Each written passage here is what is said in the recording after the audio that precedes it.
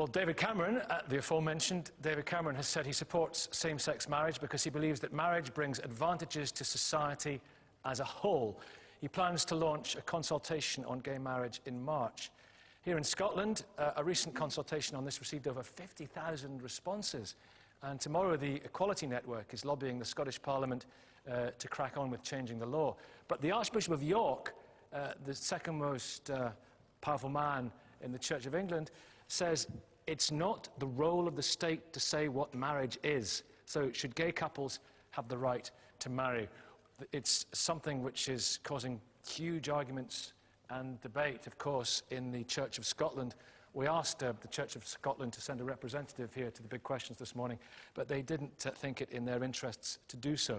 We do, however, have from the Free Church of Scotland, which broke away from the Church of Scotland many moons ago, the Reverend Alec MacDonald, and also speaking on this, God MacDonald from CARE, which is a Christian pressure group. We were just chatting a little bit earlier on over a coffee, and Alec, you said it's God's plan for human sexuality is a man and a woman in marriage. So what do you mean? I mean, I suppose the question is, why should we be looking to the Bible for social policy in the 21st century? I mean, I think it's true that that is the view that the Bible very clearly puts across, but it has also been the pattern of the social institution of marriage across all cultures from time immemorial, that one man, one woman is marriage. Now, I know there have been departures from that in various ways, so we're not talking about something that's just a small interest of a small group of people called the church. But the Bible is your starting absolutely. Point, and it's important, I think, to say, because I think lots of people at home will be who are of an opinion will be pointing out. It says lots of things in the Bible. It says at one stage, if you work on the Sabbath, you should be put to death. I don't know if you're worried about that this morning yourself. Well, of course, Jesus interpreted the Old Testament, and he quite clearly said that, you know, he is Lord of the Sabbath, and it's right to do good on the Sabbath day. So I hope I'm doing good today. Right, okay. But it also says, of course, just to remind people, witches should be killed, adulterers should be killed, children who curse their parents should be killed, we should keep slaves but not beat them too harshly. You know, why should we be taking social policy from this? Well, that's getting all very complicated, but not really. What you're saying is that that is part of the Old Testament canon law, right? Or social law. So where does Jesus condemn gay marriage? That was superseded by Jesus. Where does Jesus condemn gay marriage? Well, Jesus reinforces what the Old Testament does say about marriage, that marriage is the pattern for human sexuality that God has laid down. And any departure from that, including adultery or the breaking of marriage and homosexuality, is a departure from that standard that God has given. And that has been the basis. Certainly, we've been talking about Scottish identity. That has been one of the fundamentals of Scottish social life, including the things that have been mentioned already, like education and health and so on.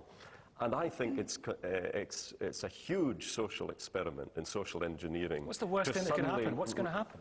Well, we don't know what's going to happen. What do you fear may happen? If you conduct an experiment, well, I think the whole respect for this entity of marriage will be lowered, and the whole question of the stability of a man and a woman bringing up their own children will be sidelined in society. Ruth and Jay, you got married in South Africa. You went there, got married in a church. The whole respect for the institution of marriage will be lowered. How do you answer Alec's point? I think he's barking up the wrong tree, to be honest. Jesus said nothing. You see, he said nothing about homosexuality in the Bible. I think if Gordon goes back and reads his Bible, he'll see that.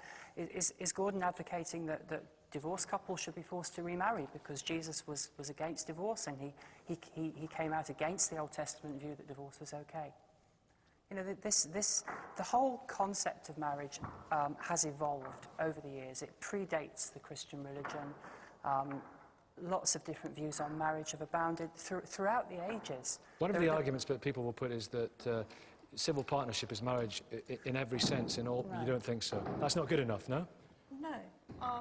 There are a number of reasons for that. One of them is, as part of a civil partnership, we're unable to express our faith beliefs, and express our faith. Now, it's supposed to be a fundamental human right that we're able to include our faith in everything that we do. And we have a minister who would have been quite prepared to marry us had the law allowed him to in Scotland. But because we wanted a marriage that involved our faith, we had to go abroad. Are they married? No, I believe marriage is between one man and one woman. They're not married. I have a marriage certificate in my purse. Sure, but I mean, It tells us that we're married.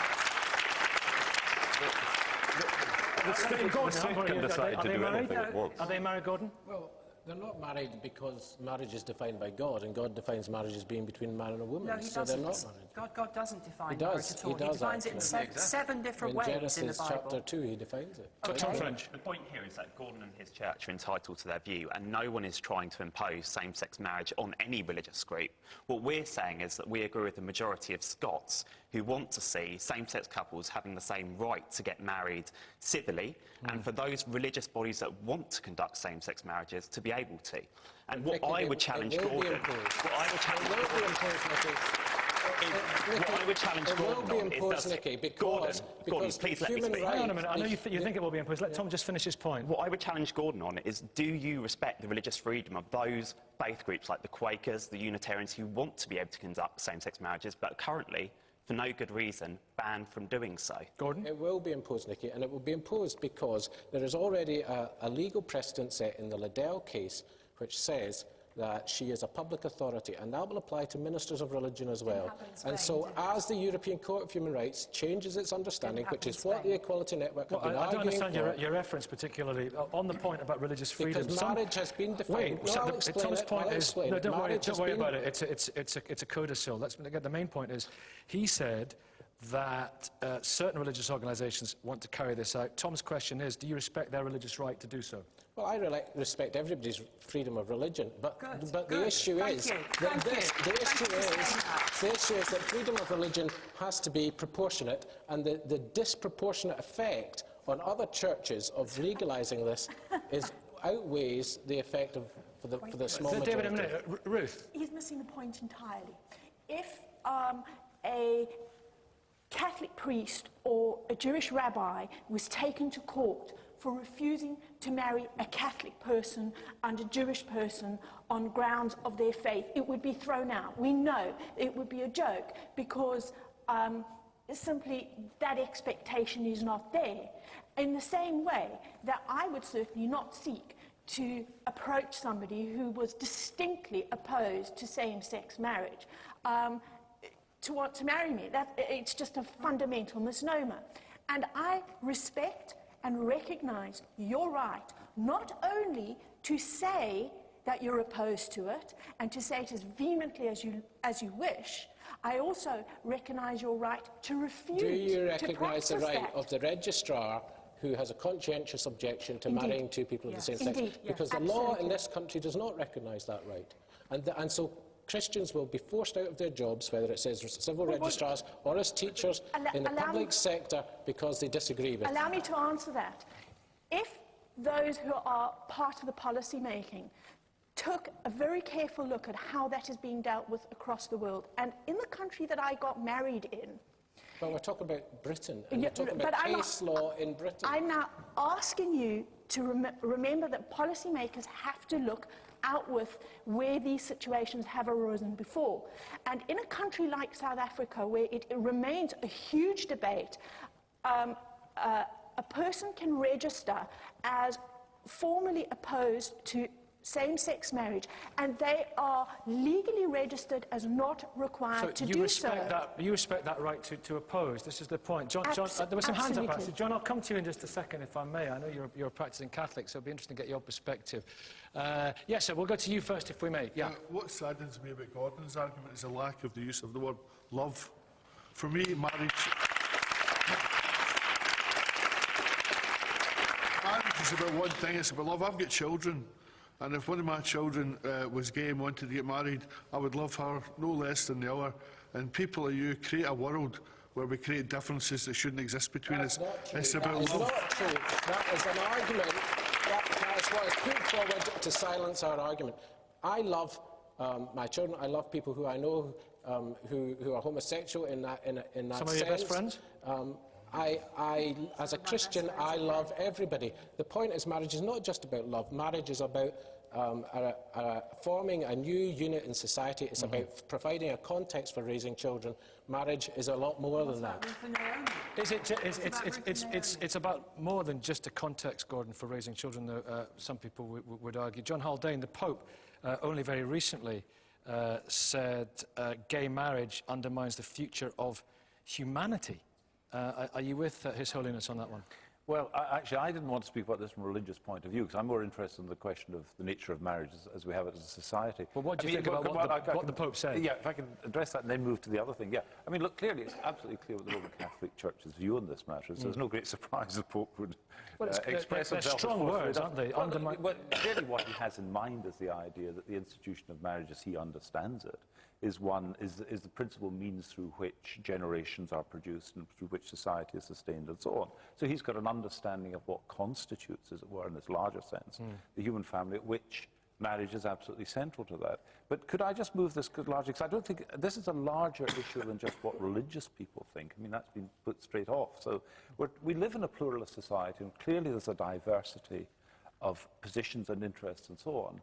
Now, it seems to me that the civil partnership, the face of that woman through civil partnership, was an attempt to try to address that. And I think, I mean, there are difficulties and people can object in one way or another, but that seems to be a reasonable response to these contested issues. What comes up now is the question of marriage. Right? Now, what I would say is this, is that marriage is an institution that's not within the gift of government to define or redefine. We're not talking about an extension of marriage, we're talking about a redefinition of marriage. And can I just make, this is an important point. If you say the basis on which marriage should be made available to people is, say, love, affection, desire, and so on. It seems to me once you depart from one man, one woman in the traditional conception of marriage, you've got no ground for opposition to polyamorous marriage, multi-partner marriage, or indeed, excuse me, well, can I just finish this? And indeed, and this movement exists, right, the GSA movement, sibling marriage, right? There is, anybody can go on to Genetic Sexual Attraction Forum, because if the people will make the argument entirely well, not opens the door to incest, opens the door to sibling marriage, and the argument is exactly the same, which is why shouldn't people who love one another and feel a commitment to one another and want to be together, why should that be restricted to 2 or 3? This is a distraction. I mean, if we're talking about polygamy, if you look around the world, I think it's 50 countries where polygamy is legal. In only one of them is same-sex marriage also legal. So if you're going to make any connections, it would be between mixed-sex marriage and polygamy rather than...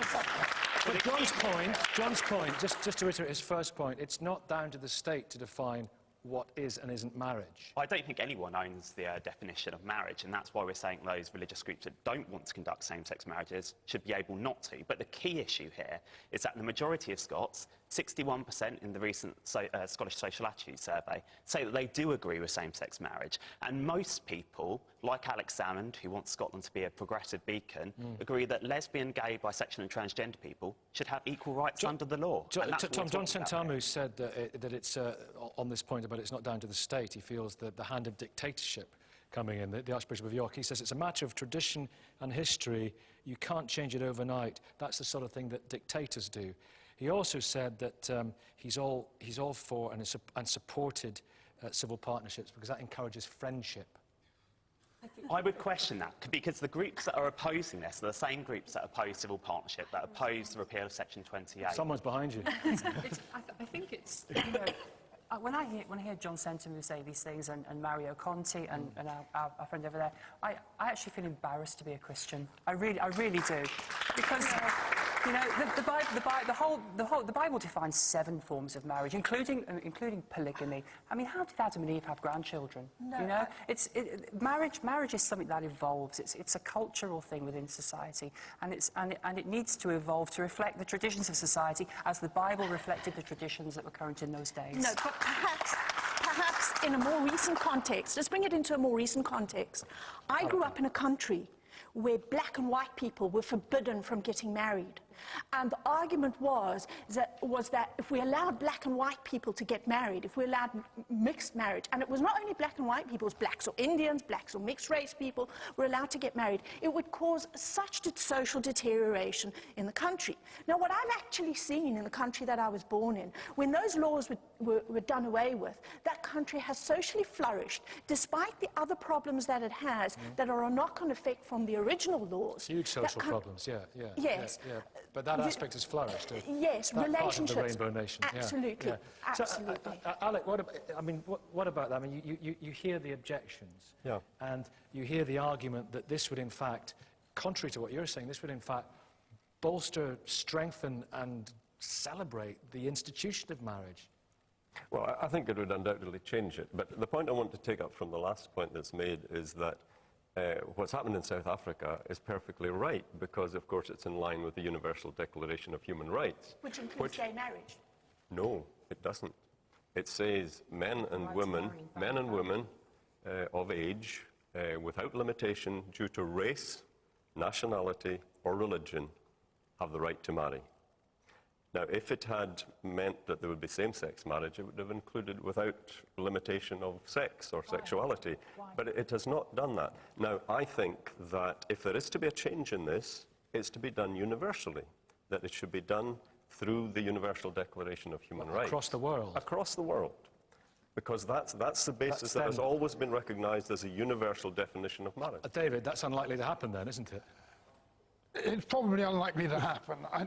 The problem I see here is that we're going slightly away from the main point. And the main point is that the definition of marriage is essentially a Christian definition of marriage. And we have Gordon and Alex there. I thoroughly understand, I thoroughly accept their point of view, but it is not the only point of view. There is an alternative interpretation. How would you answer the point about the Universal Declaration of Human Rights? If I can just continue with the point I'm making here, there is an alternative interpretation. Most of the objection to same-sex or homosexuality is based upon New Testament scripture, and it's based upon one Greek word that has suddenly become called homosexual. It doesn't, in the opinion of approximately 50% of people, mean homosexual. In fact, it's a word that didn't even exist prior to Paul writing it in Romans. 1 Corinthians and 1 Timothy. What does it mean then? It's, the word itself is konosoitai. It means, it's a mixture of two Greek words. I say it didn't exist, or there's no record of it existing prior to Paul writing it. And in a literal translation, it's man bed, or man marital bed. That does not translate into homosexuality. Now, if we take the Roman Catholic's version, the New Jerusalem Bible, if we look in 1 Corinthians, it's translated as sodomites. If we look at 1 Timothy, exactly the same word is translated as homosexuals. If we look at the King James Version of the Bible, that same word appears as those who abuse themselves. So ultimately, if it's two people getting married, do you believe that God cares about their sexuality and their gender? Personally, I don't believe he cares one jot about it. I'll let Alec come back on that. He didn't answer your very interesting point, Alec, but respond to what he said. Well, I think it is a fundamental point that I raised about the Universal Declaration of Human Rights, and it has not been answered. OK, gentlemen, do you want to answer it? I think there's some hands just... Okay. I've only come over because when you said it again, hands shot up to answer it. I just wonder when I hear Christians and Christian groups talk about this issue, whether they've ever considered the possibility that Jesus himself might have been gay. I mean, he was a confirmed bachelor, we know that, and from what I remember of the New Testament, he hung around mainly with men, and he went, as he put it, fishing for men. So he could at the very least, he could have been in the closet, and, you know, it's not exactly an unknown phenomenon, especially among religious leaders, to be hypocritical about their sexuality. Gordon, when you hear that, what do you think? The issue is about, for Christians, the issue is about holiness. And Jesus lived a holy life. I know people who are gay, who are Christians, who seek to live a celibate life because they want to follow Christ. So, you know, there's no issue about people having homosexual feelings and being Christians. This debate is about whether marriage should be redefined. And marriage, for thousands of years, and this is the point John Santana is making, for tens of thousands of years, has been between a man and a woman, and it has fulfilled a social purpose, and it's for the common good of society, and it has not been within the role of the state to define it or to redefine it. Right, Ruth, you heard the points there very clearly made by Gordon, and of course you are, you know, an historic figure, if I may say so. The first leader of any of the main parties in the British Isles and the United Kingdom to be openly gay. But you're not married, are you? Would you like to marry your partner? Well, I think I'll leave my home life out of this, because actually I think this debate is much bigger than that, if I may. And one of the points that I find very interesting is I used to work for the BBC, Nicky, a long time ago before I became a politician. I used to get very angry that when the discussions about gay marriage came up, we always picked somebody from the church. That was the go-to guy, as the anti-voice. And we always picked somebody from a gay group as the pro-voice, because I think that it's a misnomer to say that absolutely everybody who's gay wants marriage as an official construct, and absolutely everybody who's of faith is anti it. And that's why I was so pleased to see this gentleman over here in his contribution, because it seems to me, David, because it seems to me that in terms of the debate about marriage, it's not about whether you're a person of faith or not. I'm a member of the Church of Scotland. The ladies over here are clearly belong to a religious or recognised religion as well. It actually, in this country, it seems to be about age. All of the polls that are done, whether it was the Times Populist poll that showed 2/3 support for gay marriage, whether it's the Scottish Social Attitude Survey that came out last year that said 61% support for gay marriage in this country, it's a generational issue. And this isn't a faith issue. Attitudes are changing with great rapidity. Yes, absolutely. People that are under the age of 60 support it. Sorry, Alec? Opinion polls are always correct, as at the last election. Well, no, absolutely not. But I think it's worth pointing out that the division here isn't as clear-cut as people seem to think it is. Yeah. And that perhaps somebody like myself and lots of other people in this audience are informed more by their age than by their own personal circumstances. So I suppose there's a new tolerance in Scotland. There's a danger, Gordon or Alec, that if given what Ruth has said, and if she's right, that the church is opposing this will become increasingly irrelevant. Do you fear that, or is it all about sticking to universal, eternal principles? Well, there are eternal principles about what is good for society, and there are many churches with many young people in them, such as Destiny Church in Glasgow, other churches like that, which are growing, which would hold to a traditional orthodox view on these issues. You said you're very worried about society. You spoke earlier on when we were having a coffee about the riots in England, and how that, you believe, came from a lot of family breakdown was at the heart of that. But again, is this not a way to strengthen the family, to strengthen marriage, to have people growing up in a loving relationship? Well, I mean, the issue about family breakdown goes much beyond this particular debate that we're having today. It's been happening for the last 40 years in this country, and we are seeing the consequences of that in terms of educational achievement, in terms of health outcomes, and in terms of this lack of respect for law and order, which we saw last summer. Well, Ross, what would you want to say over here? I'm from the Humanist Society of Scotland, and just to bring it back to reality in terms of Scotland, 58% of marriages in Scotland last year were secular. The vast majority, the Humanist Society conducts more marriages than the Catholic Church in Scotland. So people are voting with their feet. And we would love to have same-sex marriage because we support the whole fact that some of the Christian people have said here is that marriage is about love, it's about social approbation, and everybody deserves that. Yeah, John. See, look, I mean, we've discussed several things, what people think about the ethics of homosexuality, what the Christian churches may think, what we think about marriage, and so on. This, I take it, is now an issue about marriage, right? And Ruth is quite right to say that there are people who are divided within the religious groups, and not everybody who's gay wants to get married.